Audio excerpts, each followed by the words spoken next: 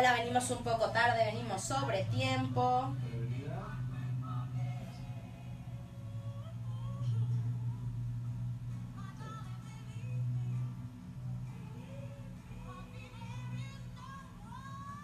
Hola, ¿qué tal? Bienvenidos una vez más al Instructivo.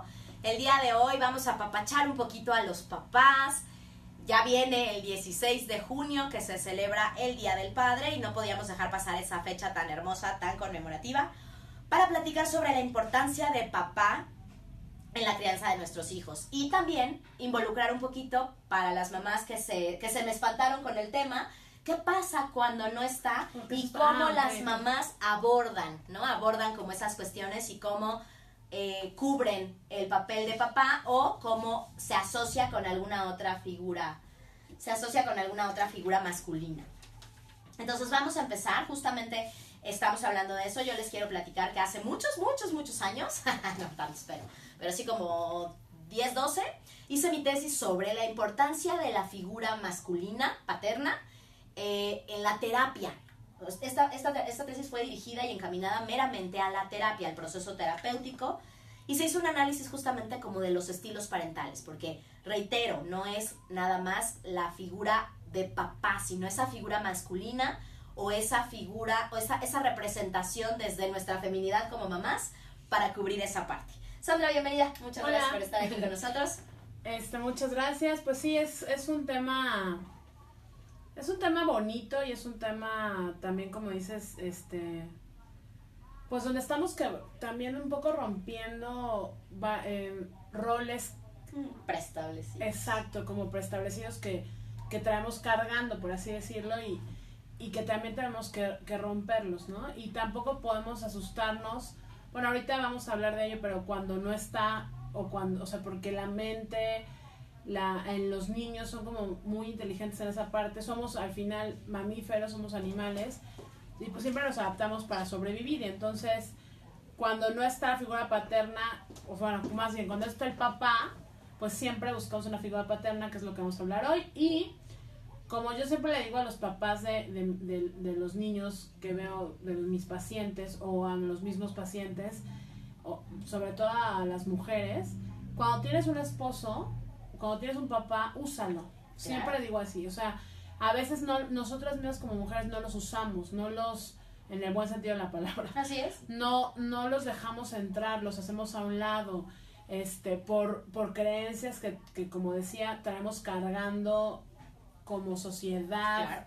Y es importante quebrar esa parte, ¿no?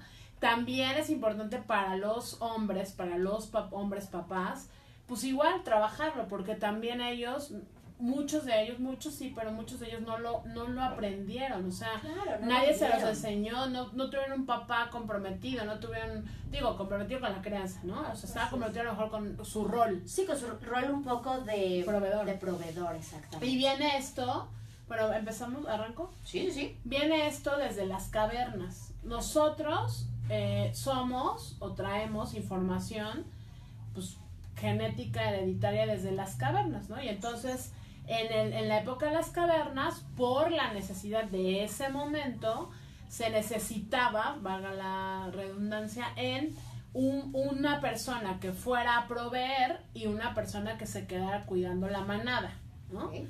Entonces el proveedor pues tenía que salir y además tenía una gran responsabilidad, que era, si ese proveedor se moría o si ese proveedor no cazaba, la manada se quedaba sin comer. Entonces, realmente, por eso es y la manada se moría, ¿no? Exactamente. Psicológicamente hablando, estamos hechos, o los hombres, por ejemplo, están hechos, obviamente estoy hablando primitivamente, por eso nada más hacen una sola cosa. O sea, por eso nada más pueden hacer pero una no porque... sola cosa a la vez. Pero, ¿sabes? No porque sean... O sea, porque sea una deficiencia, inútiles, los bate de los patos, eso es otra ocasión. Sino porque primitivamente, ¿no? Están hechos para concentrarse en una sola cosa.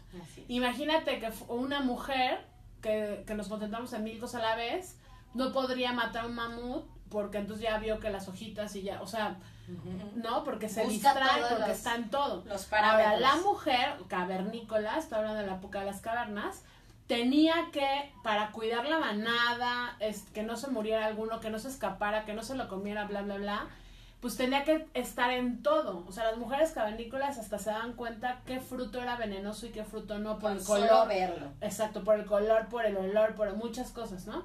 Aprendían a eso. Entonces, ellas tenían que tener esta parte de cubrir muchas cosas a la vez, multitask.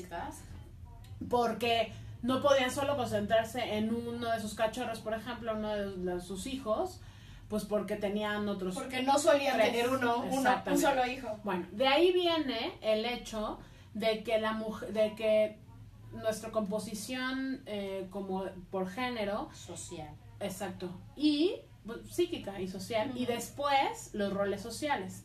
El hombre es proveedor y la mujer es la que mantiene y cría y además mantiene viva la manada. Así es. Y el hombre trae y cuida la manada en general y la mujer a cada uno, ¿no? En particular. Okay. La mujer es más emocional. ¿Por qué es más emocional? Porque tiene que estar con las emociones a flor de piel para poder entender las emociones de los demás. Obviamente, estos hombres o mi mujer en la caverna vamos progresando por la vida, por las diferentes sociedades. Las sociedades, acuérdense que son cíclicas y van cambiando, evolucionando. Y pero pues tenemos esa información, ¿no? Pero y llegamos entonces al momento en el que el rol, y lo hablamos creo que con la familia, cuando decíamos que los niños, que antes eran 14 niños y después cada año, cada década fue cambiando, y retomamos ahorita lo mismo. Los roles están muy marcados en cuestión de que el hombre seguía proveyendo, y la mujer pues cuidaba, ¿no? Y así las generaciones, las sociedades fueron evolucionando, pero seguía como este rol marcado hasta los 70s, sí, claro. Un poquito, no digo que 60s, sí, ajá. Cuando en los 70s, por todo, o sea, no nada más es como por algo, por una cosa, sino por todo el movimiento de las sociedades, la tecnología, todo va cambiando y la mujer busca otro rol, ¿no? O sea, complementar los roles o tomar la pauta de los roles que antes no le correspondían. Sí, como derechos o cosas que no tenían, ¿no? Nos vamos a meter como en ese rollo de que sí estuvo bien o no, porque no es el objetivo de este programa, pero sí, así pasó y entonces obviamente todo eso evoluciona y estamos en la actualidad. En la actualidad queremos romper esos roles. Yo creo, no sé si tú piensas lo mismo, que los roles ya no están definidos. No. O sea, ya no es porque ser hombre nada más provee y ya no hace nada, o ser mujer no puedes proveer. O sea, como que ya es como... O sea, creo que hay roles, pero pueden ser, depende de cada familia, ¿no? Creo que justamente ahorita estamos pasando por una época transitoria en donde hay un gran sesgo, en donde hay una gran desinformación, porque entonces ya está el famosísimo término de la mamá luchona, ¿no? En donde está la mamá sola que trabaja, que cuida, que cría, pero que también quiere salir, que también quiere socializar. Y también está este papá involucrado en la crianza y está este papá desapegado. Justamente estamos como en esta época transitoria en donde, como bien decías, no vivimos un papá presente. La mayoría de nuestras generaciones no vivió la historia o el ejemplo de un papá presente ni de una mamá trabajadora. En nuestra época, a nosotros ya treintones, sí ya nos tocó un poquito que la mamá saliera a trabajar, el papá. Generaciones más grandes que nosotras, de plano, no. Y afortunado o desafortunadamente son los nuevos papás. Los papás que tienen hijos de 8 a 10 años o de 8 a 12 años, que es la generación de los papás que ahorita tienen 40, que ahí sí ya no. O sea, para ellos mamá se quedaba en casa a cocinar, a bordar, a planchar, a tejer, porque además no solamente eran cuidadoras de niños, también eran artistas y hacían unas cosas maravillosas. Sí, o sea, tampoco no hacían nada, ¿no? Hacían un montón de cosas, pero el rol era diferente. Estabas en casa, estabas aquí, hacías muchas cosas, muchas cosas. Claro. Y aprendía muchas cosas y la mamá era todóloga, ¿no? Sí, ahora las mamás de ahora algunas sabemos, por ejemplo, yo me declaro analfabeta en la planchadera y no me gusta y no quiero y no voy a aprender y no. y bueno, pues no me gusta, ¿no? Claro. Y tengo que buscar, o buscamos el que lo haga él, o darlas a planchar. Pues. Pero antes hacían todo, ¿no? Y justo eso es lo que hemos hablado siempre en este programa. Ni está mal ni está bien, o sea, ni las generaciones de antes estaban bien porque tenían todo perfecto, ni estaban mal porque pues, la mujer no disfrutaba de su vida, ni ahora, simplemente van evolucionando, o sea, vamos evolucionando.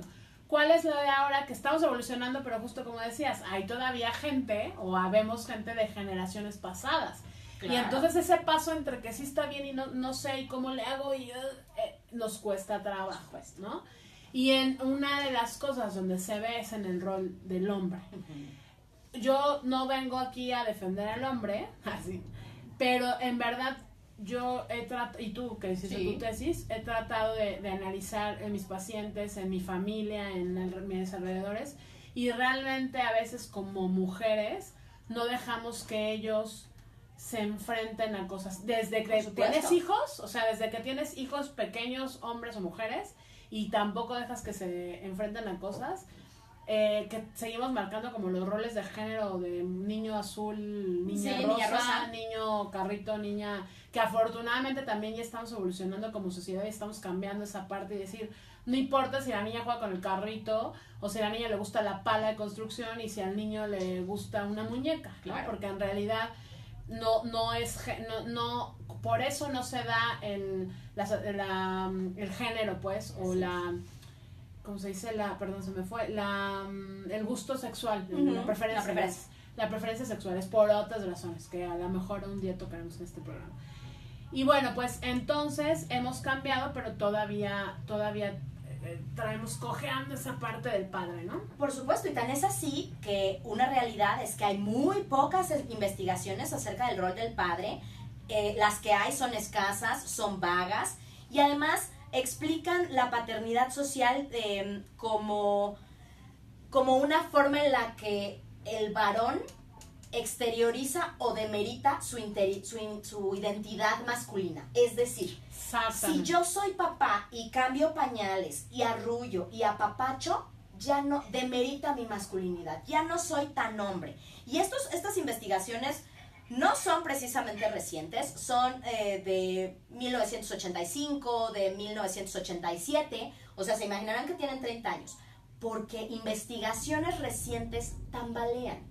No ha habido una consolidación en el rol ni de mamá ni de papá como para poder generar un marco teórico que avale ninguna de las perspectivas. Ya no está, te digo, ya no está como encuadrado como antes. Por supuesto, no por eso podemos definir que estamos en esta época transitoria, que estamos inmersos pues en un oleaje y en un vaivén en donde no sabemos si vamos o venimos y los papás tampoco. Como bien decías, como mamás los exigimos presentes, pero cuando están presentes no les permitimos, no les damos derecho de acción.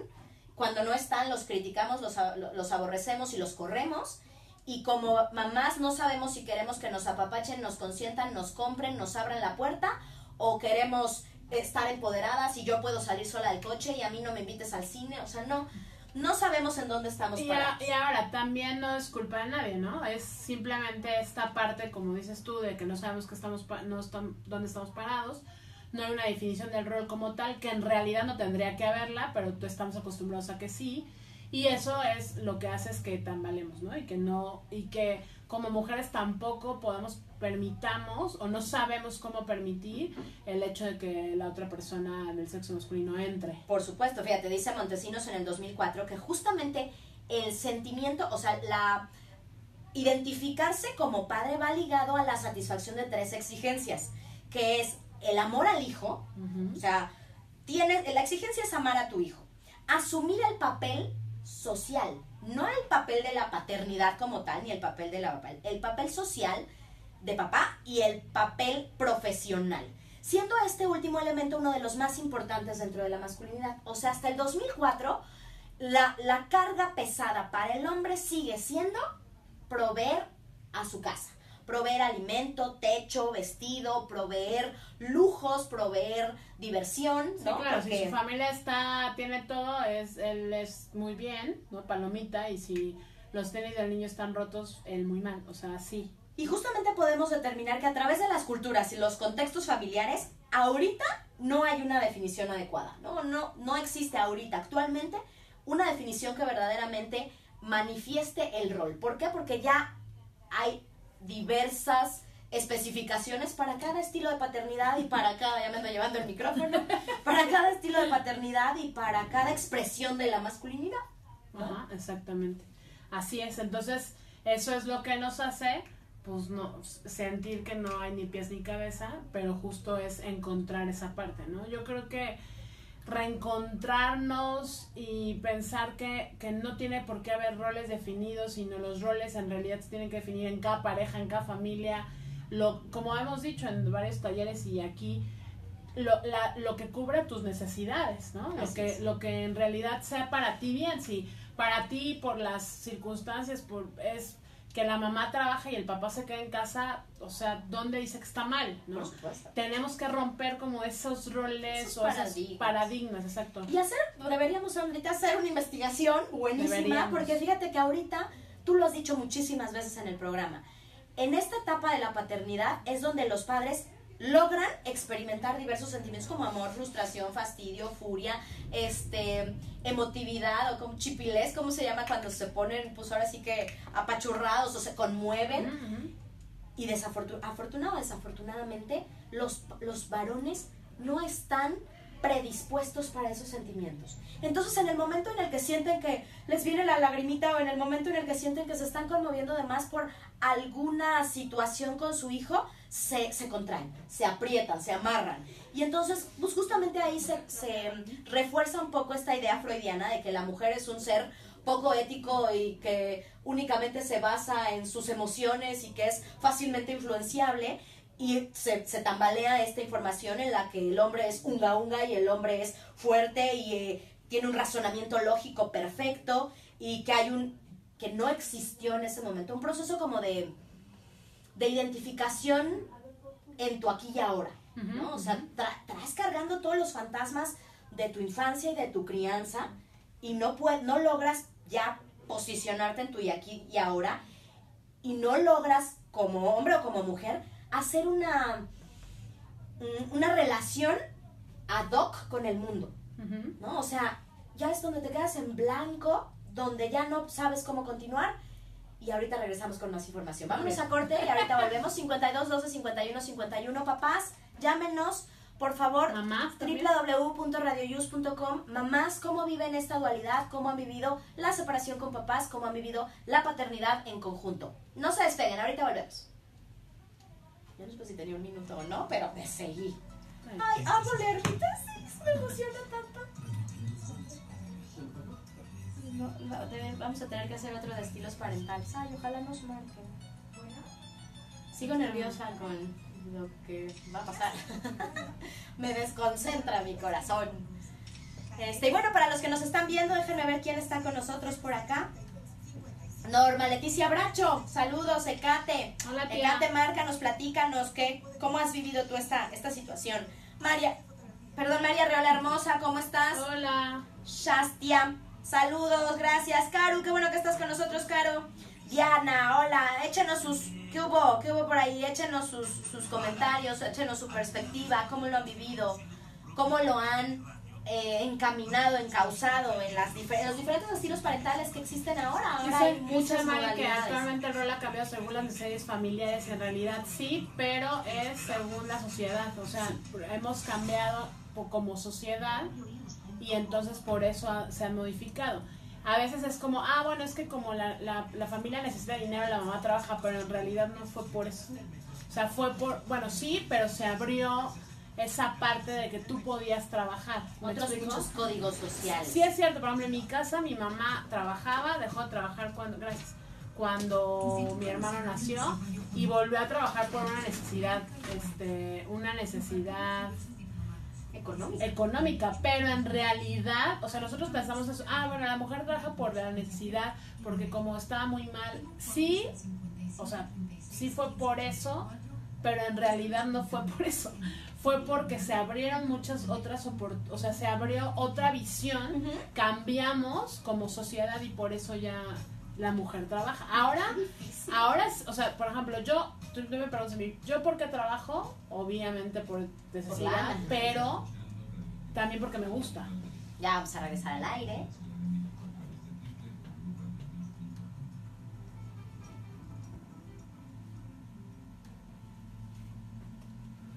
Ya estamos de vuelta el día de hoy, estamos platicando la importancia de la figura de papá en la crianza de los chamacos. Y es que ya se nos viene el Día del Padre y últimamente he visto que hay como mucha polémica en los festivales de las escuelas. Muchas escuelas ya evitaron este trasfondo del festival, del regalo, porque cada vez es más frecuente ver distintos estilos de familias o distintas configuraciones familiares en donde hay 2 mamás, 2 papás, una mamá, un papá, los 2 papás presentes, abuelito presente, abuelita presente, tíos presentes, nanis presentes.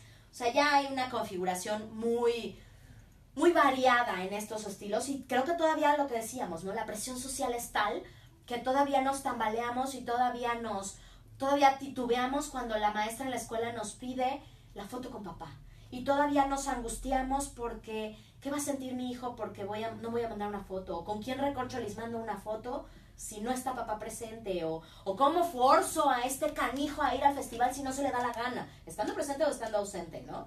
¿Cómo le hago para obligarlo a ir? ¿Cómo le hablo para involucrarlo en esta situación con la dualidad que decíamos, ¿no? No lo involucro en nada más, quítate porque yo o está y no lo involucro, o sea, es que como no están definidos roles, tampoco están definidas situaciones, o sea, nosotros sabemos algunas porque las vivimos, porque las tenemos en familia o nada más por las terapias, por los casos de los niños que nos llegan. Claro. Pero pues yo creo que todos los que nos están viendo y nos están escuchando, pues también, ¿no? O sea, tú tienes un estilo, tus propios hermanos cercanos tienen otro estilo, sus familias, tus primos, o sea, cada quien es un estilo diferente y bueno, pues es justo ahí sí por las necesidades de cada quien, ¿no?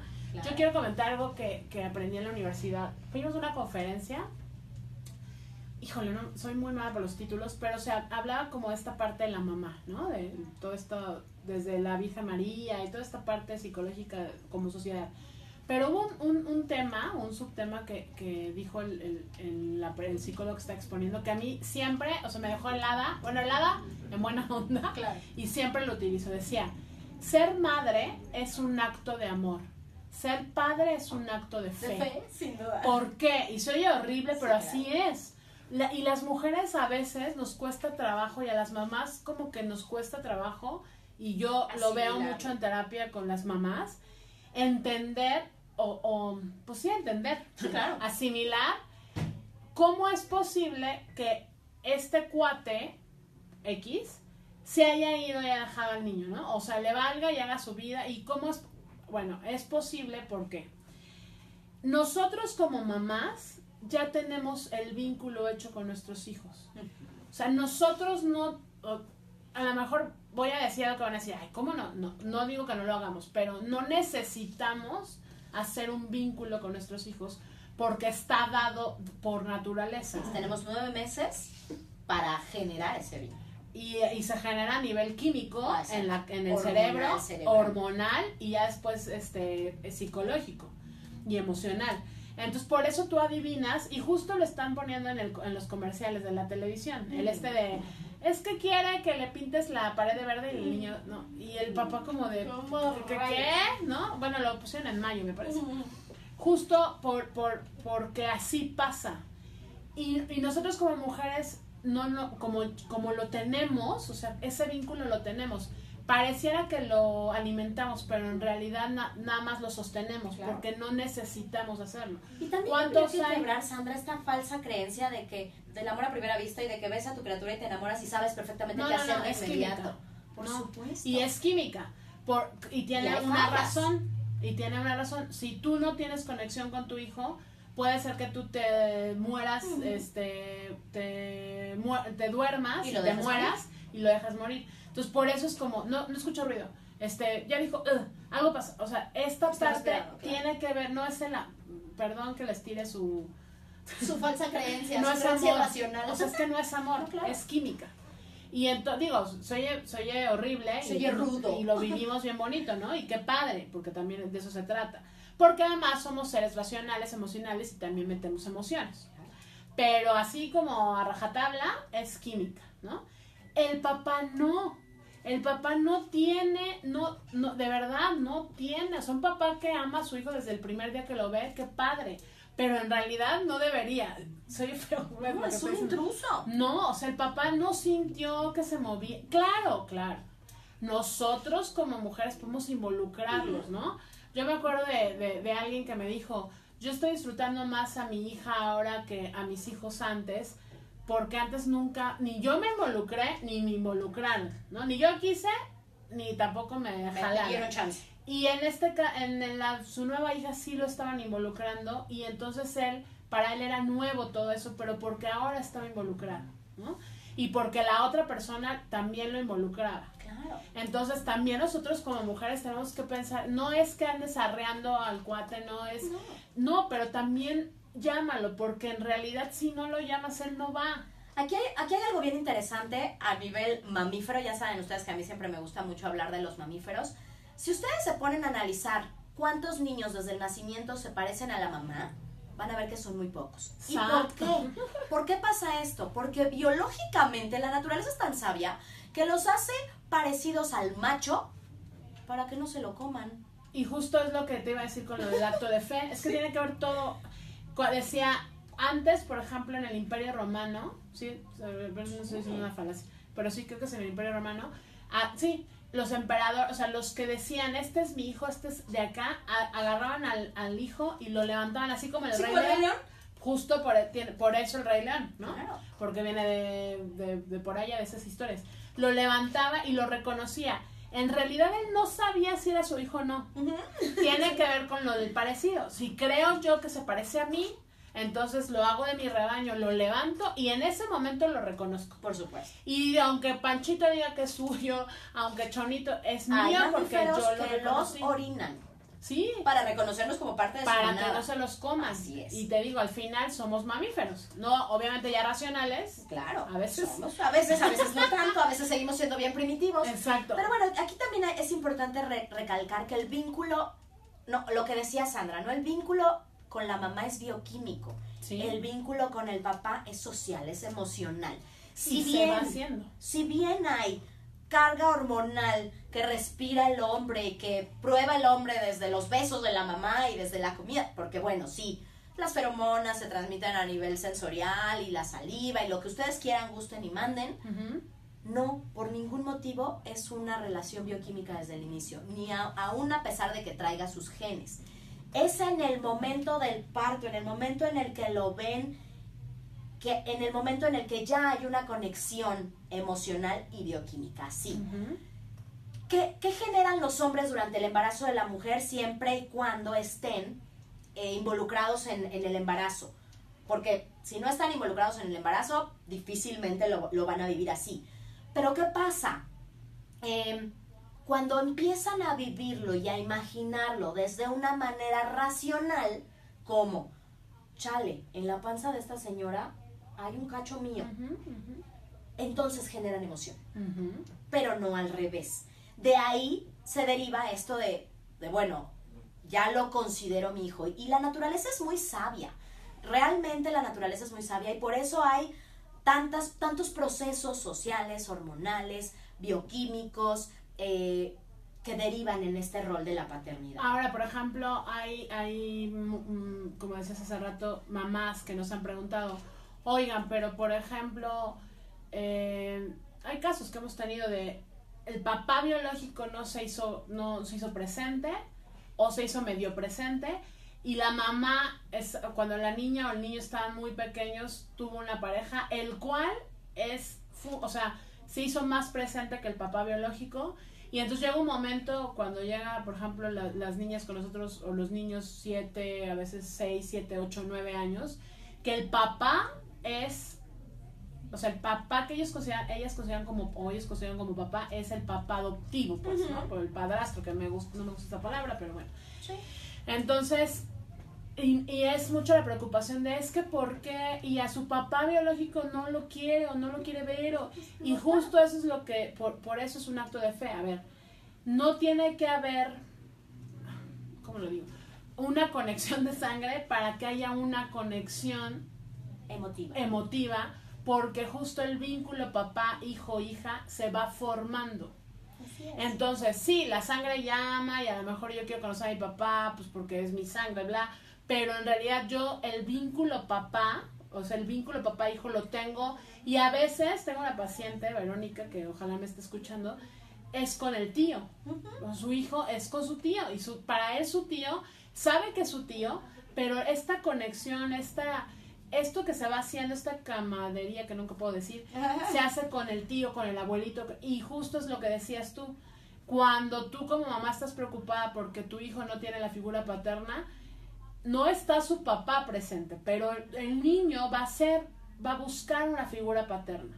Puede ser la pareja, la mamá, puede ser el abuelito, puede ser el tío, puede ser hasta un padrino que tenga obviamente cercanía, porque esto es como una plantita, se tiene que ir regando, se tiene que ir construyendo, ¿no?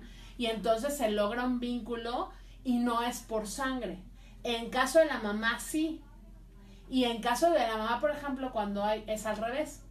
Tú llegas a una familia donde llegas como la esposa del papá, es muy difícil, no digo que no se pueda, pero es mucho más difícil porque el vínculo de esos niños están con su mamá. Y es que hasta los primeros 3 años de vida, la realidad es que el aporte en el desarrollo y en la permanencia, hablando de supervivencia del niño, radica directamente en la mamá. La que alimenta es la mamá, la que justo se fija si respira, si se mueve, si ya gatea, si levanta la cabeza, es mamá. Si se siente bien, se siente mal, si está llorando por eso. Es el llanto, ¿no? O sea, determinar el llanto. Y sí, desafortunadamente, y bueno, esto que estamos hablando, este fenómeno tiene un nombre y es gatekeeping, y es justamente el fenómeno en el cual las madres limitan la interacción del padre en el ámbito doméstico. Uh-huh. Las mamás restringen al padre a dedicarse a solo lo que es permitido, ya sea a nivel familiar, a nivel social o a nivel personal, ¿no? Lo que mi cabeza cree que es permitido. De acuerdo a mis creencias. Así es, y somos las mujeres, desafortunadamente, las que regulamos el involucramiento de los hombres con los niños.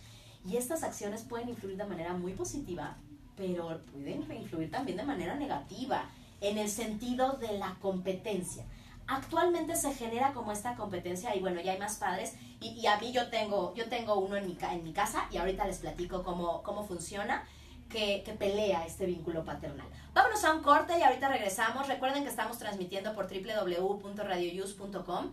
Los teléfonos en cabina 52 12 51 51, para WhatsApp 55 25 59 53 14, o nos pueden localizar por nuestras redes sociales. Sintonícenos desde el instructivo. ¡Volvemos! Guadalupe Silveira, hola, saludos, como siempre interesante y orientador, felicidades a todos los papás y mamás que cumplen los 2 roles. ¿Dónde estás viendo? Yo no veo eso, pero veo a Jaime Humberto de Cali Pachanguero. Hola Jaime, qué gusto que estés aquí. Lucio Iván Ibarra, hola. Lucio, qué gusto. Y Alegría, hola Alegría, ¿cómo estás? Anita Bautista, Norma. Esos no los veo. Qué chistoso que vemos diferentes. Jaime ya nos está complementando el tema con sus valiosísimas aportaciones. ¿Qué ocurre cuando se ha dado el caso de un niño que es criado por la abuela y el vínculo se forma con ella y no con la mamá que vive en la misma casa? Bueno, sí, ya. Y con la mamá que asume, la mamá que vive en la misma casa y no asume su responsabilidad materna, y el niño sabiendo que la mamá es la mamá, pero llama a mamá a su abuela y a su mamá no la representa. El vínculo está dado con la mamá, pero la mamá no está tomando el rol socialmente hablando, y entonces el niño se da cuenta y pues se va con la abuela, ¿no? O a veces pasa, Jaime, que la mamá quiere tomar el rol, pero está en la casa de los papás o de la mamá, y entonces resulta que la mamá al final es mamá de la mamá, ¿sí? Y la ve como que pues no puede, que no sabe, que ella, o sea, que no va a poder educar a su hijo. Sobre todo se da mucho cuando las mamás son muy jóvenes, o sea, cuando muy jóvenes son mamás, Es como pensar que pues no van a poder ser mamás tan jóvenes, no van a poder tener esa responsabilidad, la toma como la mamá y entonces la abuelita pues la toma como la mamá. Ya, me callo. Y justo, ¿no? Desafortunadamente se da este patrón de competitividad y muchas veces las mamás no dejan. Ya estamos de vuelta en el instructivo, es un gusto estar con ustedes.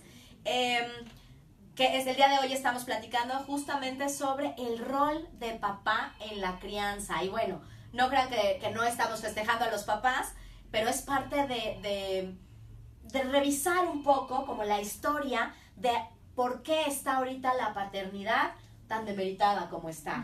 Y desde qué perspectiva está saliendo a flote y está resurgiendo como el ave fénix de entre las cenizas.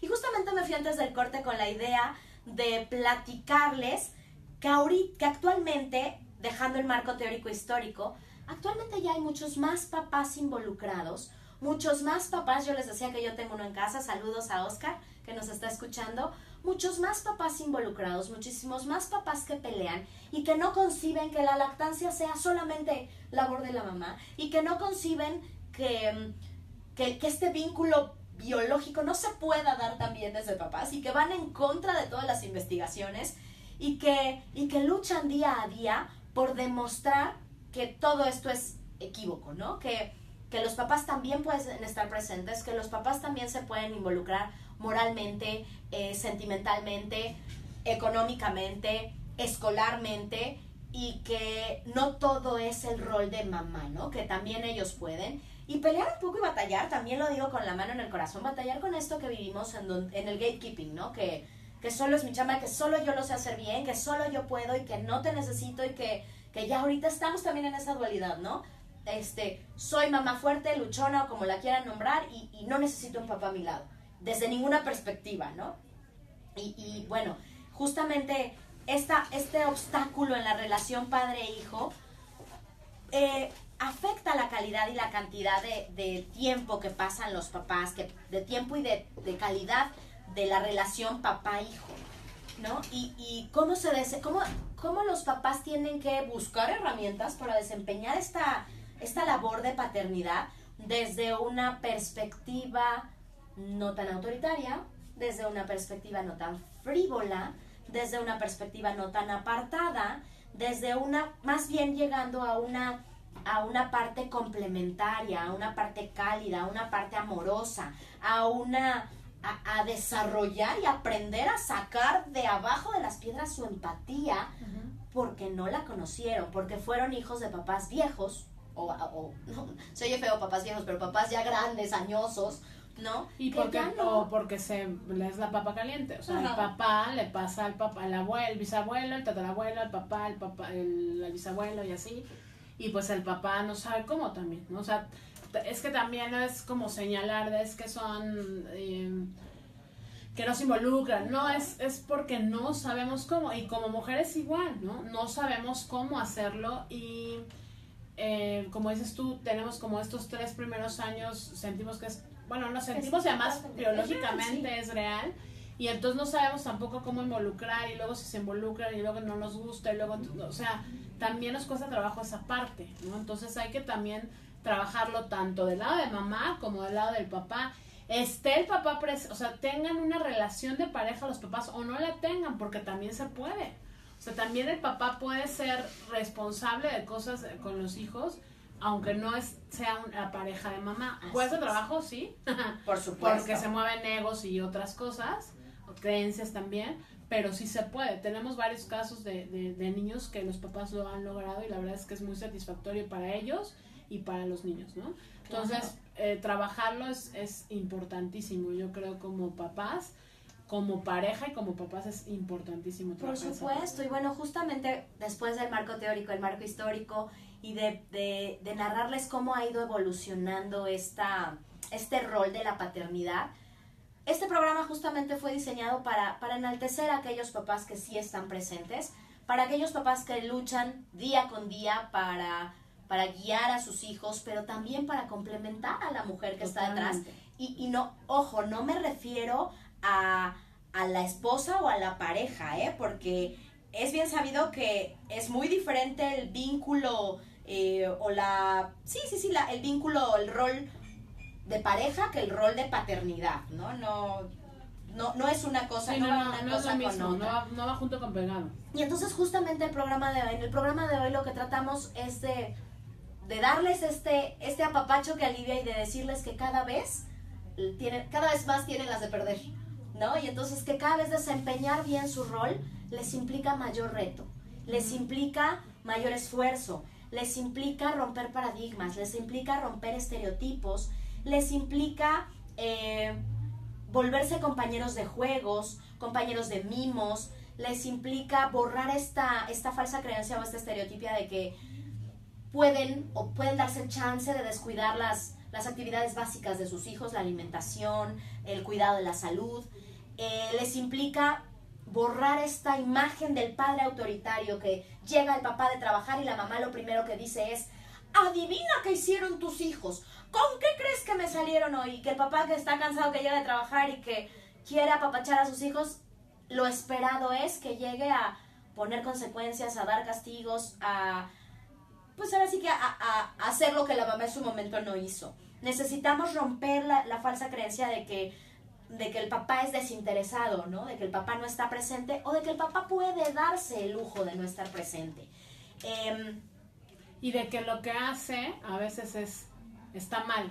Y en realidad justo lo que hace es lo que ayuda a los niños, ¿no? Por ejemplo, esta parte de, yo siempre les digo a las mamás, es nosotros como mujeres, y ya no somos muy emocionales. Y los hombres la verdad es que tienen una capacidad tremenda de, claro, no hay que seguir como que se enfrasquen en las emociones, pero son un poco más racionales.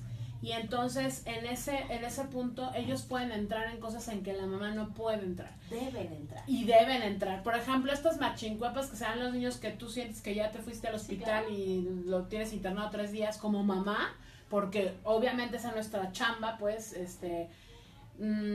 psicológicamente hablando, los papás dicen, venga, hazlo, ¿no? Y claro, uno como, ay, qué animal, qué cavernícola. Pero justo el niño, o niña, estoy hablando de cualquier género, eso le ayuda a tener más confianza. No porque la mamá no le dé confianza, pero en esta parte emocional y de miedo que nos da que les pase algo a nuestros hijos, no podemos entrar objetivamente. Y entonces les metemos a lo mejor a veces miedos o no dejamos que los niños experimenten cosas que les ayudan en su desarrollo físico, en su desarrollo emocional, en su desarrollo... En su integración sensorial, en su ahora sí que en todas las partes de su desarrollo. La otra, poner límites, por ejemplo, nosotros que hemos dado talleres y que hemos trabajado con eso, también nos hemos dado cuenta, la verdad, que los papás a veces son mejores para poner límites, o bueno, decirles a los niños que sí, que no hacer, ¿no? Que las mamás, no quiero decir con esto que las mamás no podamos, pues, claro, pero los papás... Nos desautorizamos solas, sí, de pronto, porque el papá es el que pone límites, mamá no puede. La verdad es que la labor de los papás es como también muy buena, y a mí me encanta ver con los papás ahora que vas en el metro y ves al papá con el bebé o con el niño, con espérate, o sea, todas esas cosas creo que como sociedad entre más las veamos es porque vamos avanzando mucho mejor, ¿no? Mucho más. Yo sí tuve un papá que rompió muchos paradigmas y que era, bueno, déjame decirte que en la secundaria, por ejemplo, para mis amigas, mis compañeras de la secundaria, era como ir a un museo o algo raro a mi casa, porque los viernes mi papá era el que lavaba. Entonces ponía acá o sea, era como todo hacía todo su show ritual. Y ver que mi papá lavaba era como, tu papá lava, o sea, porque todavía, y yo no soy tan grande, ni tú tampoco, todavía estaba ese rollo como de, o sea, ¿por qué el papá lava, no?